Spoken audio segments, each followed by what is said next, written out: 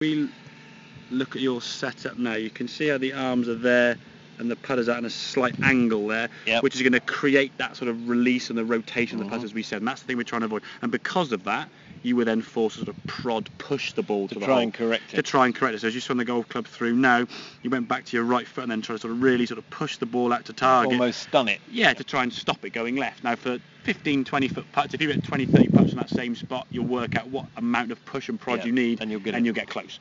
But when it's one putt first time, it's going to be tricky, and obviously the shorter putts you're going to struggle to try and allow for that amount of movement, and on long putts you'll struggle to get the ball there because you're mishitting the golf ball. There's no real forward momentum with the strike. Okay, if we look at that one there, for me your forearm now and the shaft a lot more in line, the putter's a bit more upright. Okay, we're getting a much better position, so now the putter can swing back. There's no need to worry about twisting that putter. You can just swing your arms naturally back and through.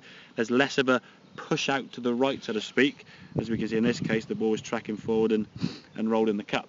There's a nice putt to obviously see there, and we can see the ball rolling consistent, and there's less of a swing through that ball as well. You're not trying to put the ball, because this is about 10 or 12. And it is rolling, whereas sometimes I can stun them. Skidding and it's spinning. And a ball that's rolling got a massive percentage more of going into a ball going end over end and down will go into a hole more than a ball that's spinning and skidding. Which is fairly obvious. I mean, if you think about balls that's going into a hole, hence why you see a lot of balls lipping out of the hole sometimes. Your hole's 4.5 inches. If you're catching the outside half inch, it's going to spin out. So now your hole's 3.5 inches. Okay, if you get the wrong pace, it becomes 2.5 inches. So the target's getting quite small to get the ball in the hole. So if we can just get that forearm to the right from, you can hold the club, as you said, out in front of you, so it's sitting up the lifeline there. You can see it's a nice straight line there, so you can just relax your arm down and bend at the elbow there. There you go. So now we get this elbow and the angle there. Now you're gripping the golf club. This is all in line. The putter now doesn't want to rotate. So once you realise it's not going to go left, my hands aren't moving at all. You don't need to try and hit the ball right.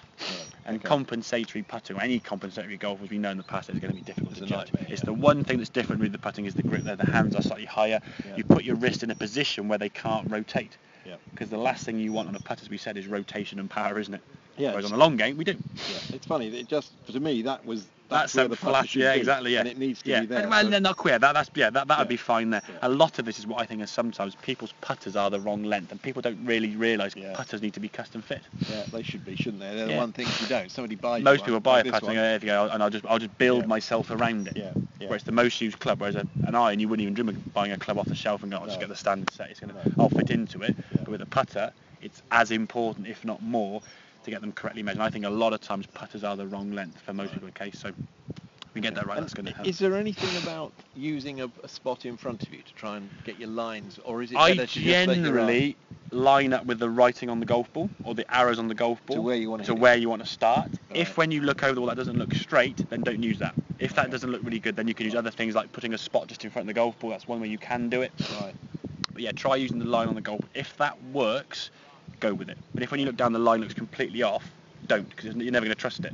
And the one thing you do when you do use the line is trust the fact that it is straight. Come back and check it each time. Because if you just go, that's roughly straight and it's slightly to the left, you stand over it, that looks way left. I'm going to push it to the right now, then you might end up shoving the ball again all over the place. So try the line there with that. But again, focus on the strike. Distance control is the big thing. Okay, Ted? Yeah, brilliant. Perfect. Right up. Thank you.